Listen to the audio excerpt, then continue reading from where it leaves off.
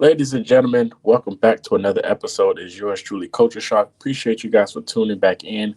Another episode down in the books. Going to be recapping free agency throughout the process. I appreciate you guys for staying tuned with me. If you want to hear me out, check me out on all platforms, Spotify, you name it. Everywhere to be located. If you want to watch it, I'm on YouTube as well.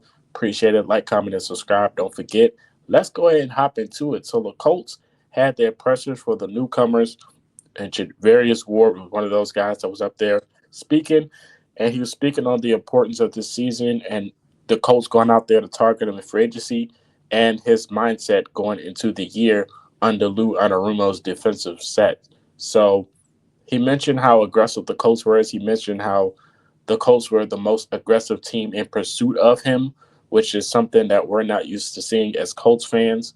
And then he mentioned the mindset of him being on defense. The Colts are going to, well, Lou Anarumo is going to allow Travarius Ward to travel, press up in man coverage, and pretty much travel and rotate all the star receivers going up in the matchups into next season.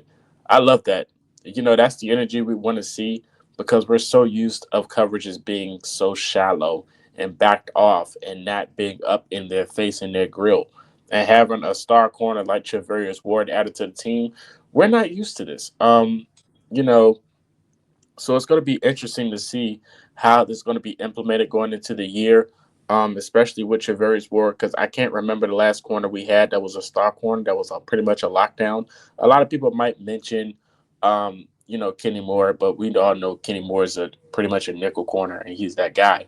But Stephon Gilmore is a name that I can mention that was a guy like that, pretty much up in the grill, press coverage, pretty much traveling in coverage as well. But other than that, you can't really think of a name that was pretty much going to have this energy that Charvarius was going to try to bring next season. Vontae Davis, I guess. But other than that, that's the only corner I can think that was elite enough to pretty much press and travel in zone in coverage, like man to man and things of that nature. So it's going to be interesting to see what he implements going into this year and having that range to do so. Just to recap the pickups that we got yesterday and last night as well. The Colts wind up making a few more moves. They've pretty much been making a move every day. So Spencer Schrader is back on the roster, which is a W. He was a pretty good kicker when he was on the roster. So it's interesting to see um, if he can win out that kicking battle with Matt Gay, pretty much the highest paid kicker in the league. Don't know how that's going to work out, but if anything happens, I'm definitely putting my money on Spencer. And Neville Gallimore, former Los Angeles Ram, he agreed to a 1 year deal. So that's going to be interesting, a backup tackle to see what he goes out and do. But I'm just going to keep you guys on track. And also, I'm going to backtrack and keep you guys posted on all the signings. If you did not watch all the other videos or don't know at all, the Colts, I'm going to go through all of their recent moves that they've made and keep you on track. So to start things off, they had Braden Smith reconstructing his contract, and the information finally came out. Thank goodness, because we've been looking for this for a while.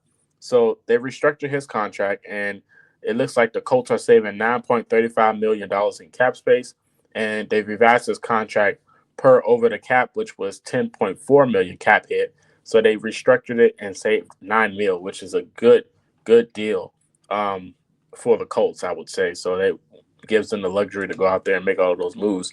So after that, the Colts saved 9.35 million in cap space for Braden Smith's contract restructured. They wind up signing Cam Bynum, 4 years, $60 million deal, huge pickup. Charvarius Warden, who I just mentioned, 3 years, 60 mil, good pickup. Daniel Jones, 1 year, 14 mil, good pickup. Khalil Herbert was a 1 year deal. Neville Gallimore, who I just mentioned, 1 year deal. Ashton Doolin, 2 years, $8.5 million. Wesley French, 1 year, and Danny Pinter, 1 year. Now the players they wind up getting, they wind up losing as well. They wound up losing some players. Um, Dio Adangbo went to Chicago.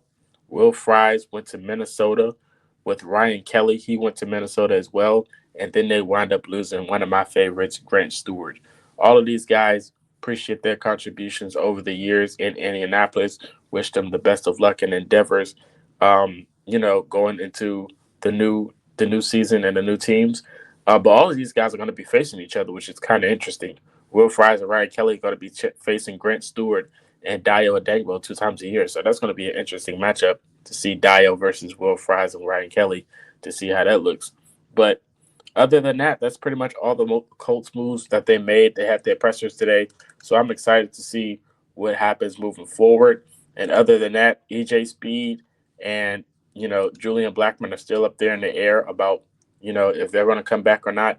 And there's still a lot of talent out there in the free agency market for the Colts to go get. So you never know what may happen in the future.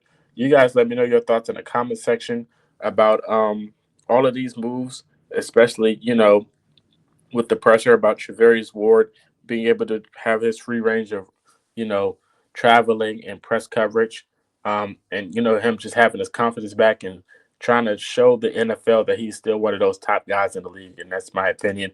He was pretty much one of the best corners at one time in his career, and he's just trying to get back to that mode. So it's going to be interesting to see the ammo he's going to bring to the Colts next year. Guys, let me know your thoughts in the comment section. And until next time, this was Culture Shock. You guys have a good one.